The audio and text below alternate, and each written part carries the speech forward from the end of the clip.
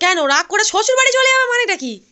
দেখুন বন্ধুরা, আমি জামা কাপড়গুলো কাচতে দিয়েছিলাম, শুকনো হয়ে গেছে, এবারে আমি এগুলোকে গুছাচ্ছি, ঠিক আছে?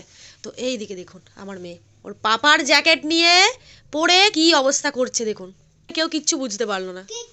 আর বিছানার অবস্থা কি হাল করেছো, আমি তো সব গুছিয়ে রেখেছি। কি হচ্ছে এটা?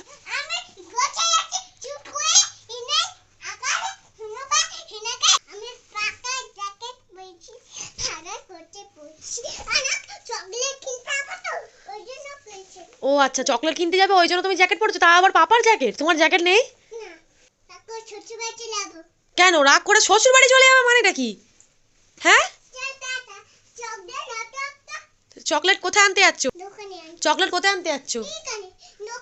ও, তুমি রাগ করে শ্বশুর বাড়ি চলে যাবে কেন?